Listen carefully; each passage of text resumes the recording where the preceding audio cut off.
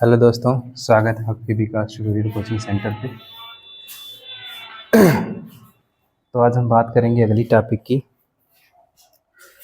तो अगली टॉपिक इससे पिछली क्लास में आप लोगों ने देखा था कि संचयी बारंबारता। संचयी बारंबारता में दो बातें निकल के आई थी। एक थी आपकी उच्चतम सीमा और एक थी आपकी निम्नतम सीमा। उच्चतम सीमा और निम्नतम सीमा देखने के बाद अगली टॉपिक आपकी आती है बारंबारता का आलेखों में निरूपण। टॉपिक अगली लिखते हैं आप लोग, बारंबारता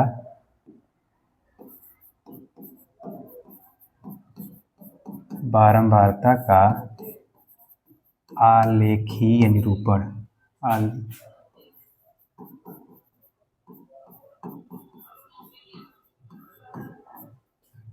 देखो, बारंबारता आलेखीय निरूपण होता क्या है।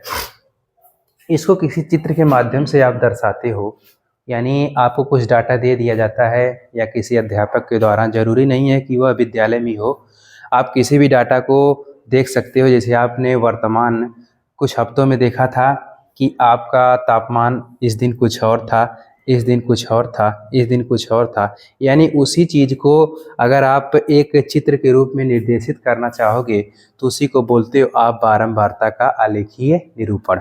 अच्छा, इसको आप दर्शाने के लिए तीन बातें जानते होंगे। तीन बातें होती क्या क्या हैं? तीन बातों में पहली बात निकल के आती है आपकी दंड आलेख। दंड आलेख आती है। दूसरी बात आती है, आपके सिलेबस में दिया है, आयत चित्र। और तीसरी बात आती है बारंबारता बहुभुज। बारंबारता बहुभुज। अच्छा, इसको समझने के लिए सबसे पहले बात आती है दंड आलेख की। तो दंड आलेख होता क्या है?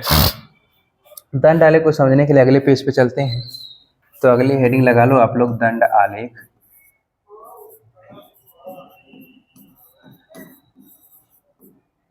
अच्छा, दंड आलेख में क्या होता है कि जैसे आपने कुछ विद्यार्थियों का टेस्ट लिया तो टेस्ट उसी प्रकार से है बारंबारता, जैसे आप समझते हो।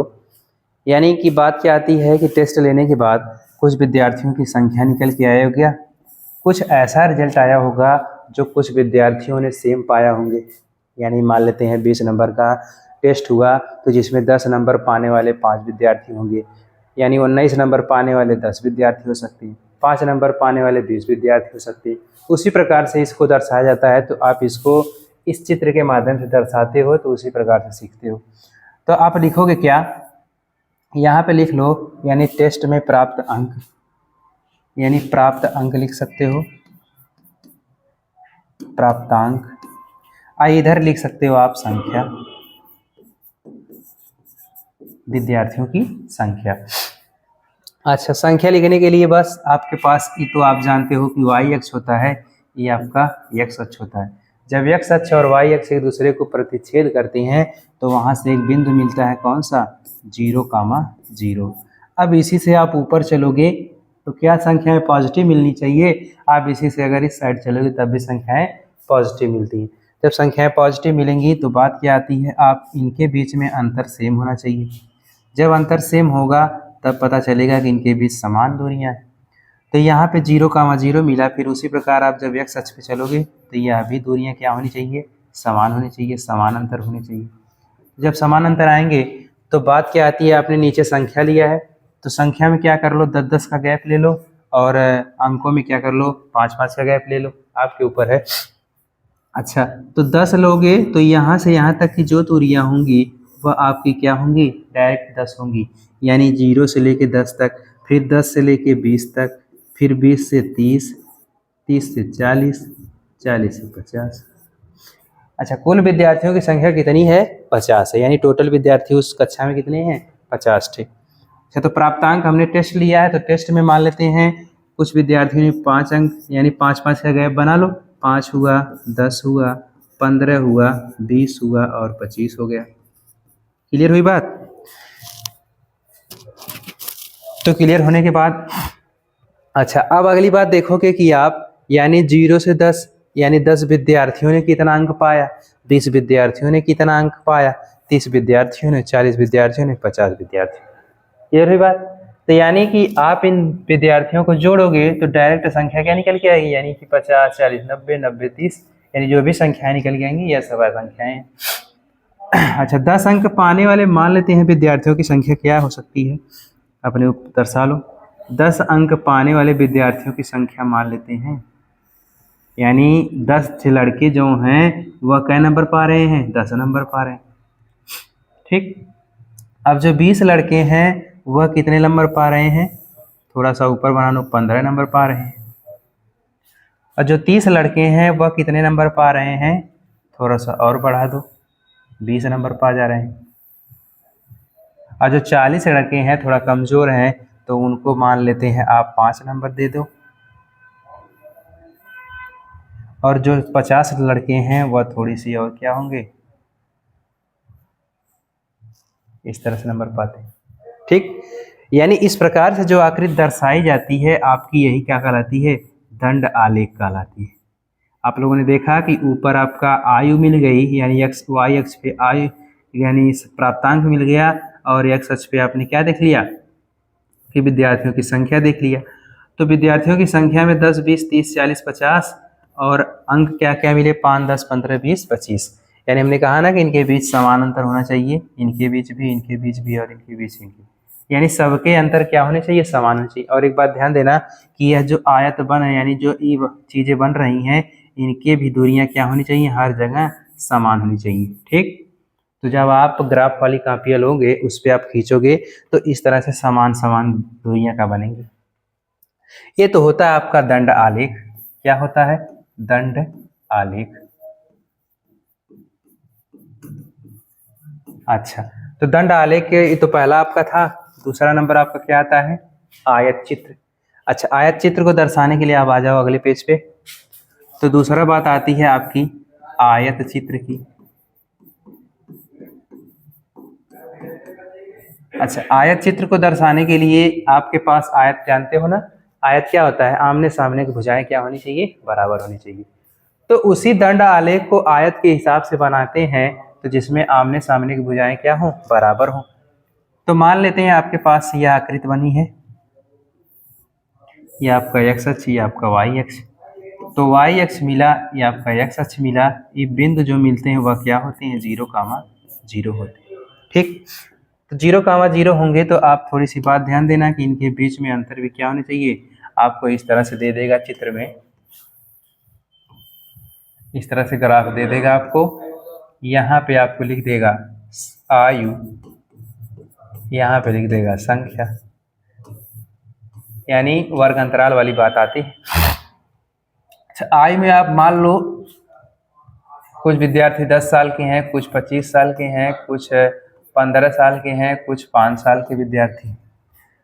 तो संख्या में क्या बात आती है, यानी 0 से लेकर 10 तक जो विद्यार्थी हैं वह कितने साल के हैं, यानी 0 से अधिक 1, 10 तक कितने विद्यार्थी हैं, 10 साल के हैं। फिर 10 से 20 तक कितने विद्यार्थी हैं, 25 साल के। फिर 20 से 30 विद्यार्थी कितने हैं, 15 साल के। 30 से 40 विद्यार्थी जो हैं वह 5 साल। ठीक है ना। तो आप क्या किए, आपने इधर संख्या ली रखा है तो संख्या यहाँ पे लिख दो। यहाँ पे आपने आयु लिया है तो आयु रख दो। संख्या में आपका क्या है, 0 से 10 है तो आपका बिंदु यहाँ पे मिलेगा 0। यहाँ पे आपने 10 लिया, फिर 10 से 20 ले लिया, फिर 20 से 30 ले लिया, 30 से 40 ले लिया। यही है ना, यहाँ से बात चलेगी 0 से 10, 10 से 20, 20 से 30, 30 से 40। उसी प्रकार आयत चित्र में ये सब आपस में सटे हुए रहते हैं इसी के नाते। अच्छा, तो आयु में आपने क्या क्या लिया है, 10, 25, 15, 5, तो 5 5 का गैप ले लो, 5 यहाँ ले लो, 10 ले लो, 15 ले लो, 25 ले लो, यानी मैक्सिमम आयु कितनी है, 25 है। अच्छा, तो यहाँ से यहाँ तक गैप आपका 5 है, यहाँ 10 है, यहाँ से यहाँ तक गैप आपका 5 है। तो बात निकल के आती है 0 से 10 विद्यार्थी कितने हैं, कितने आयु के हैं, 10 आयु के, यानी 10 साल के, 10 ईयर। ठीक, तो 10 आपके सामने वाई अक्ष पे होना चाहिए, ये आपका वाई अक्ष दिखाएगा, ये आपका एक्स अक्ष दिखाएगा। तो वाई अक्ष पे कितना चलना है, 10 चलना है, तो 10 चलो, 0 से 10 चलना है ना, तो 0 के सामने और 10 के थोड़ा सा इस तरह से। क्लियर हुई बात। अब 10 से 20 चलना है तो 10 से 20 कितने हैं? 25 हैं। तो 10 से 20 जब चलोगे तो 25 चलना होगा, इससे थोड़ा सा ऊपर, यानी 25 यहाँ पे मिलेगा। क्लियर हुई बात। ये आपका 25 हो गया। फिर 20 से 30 चलना है तो 20 से 30 चलने के लिए आपको 15 चलना होगा, तो 15 के सामने यहाँ पे आ जाओगे और 30 के सामने यहाँ पे।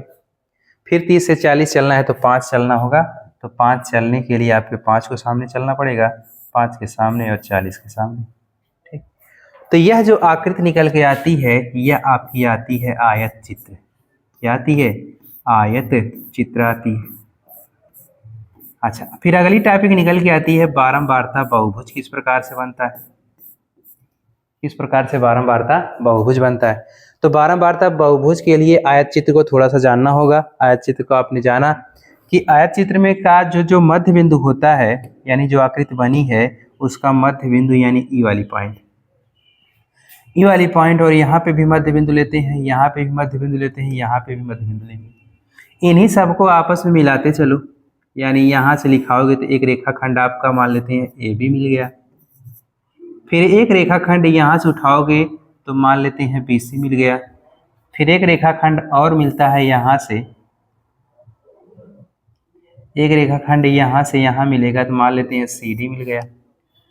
तो सी डी मिलने के नाते अब इसको थोड़ा सा और आगे तक टच करा दो, फिर इसको और थोड़ा आगे टच करा दो, तो यानी ये जो बंद आकृति आपकी दिखाई देने लगी इस प्रकार से, यही आपकी क्या कहलाती है? बारंबारता बहुभुज।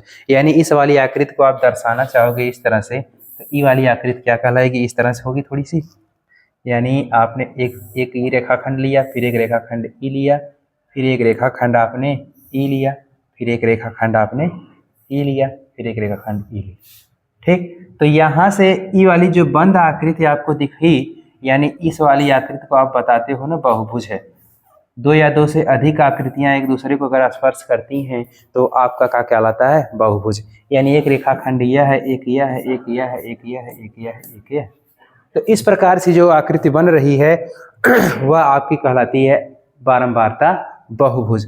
तो बारंबारता बहुभुज को दर्शाने के लिए मिलते हैं नेक्स्ट वीडियो में, अगले सवाल के हिसाब से उसको देखेंगे किस प्रकार से दर्शाया जाता है। तो आज के लिए इतना ही, और ऐसे वीडियो प्राप्त करने के लिए चैनल को लाइक, शेयर एंड सब्सक्राइब जरूर करें।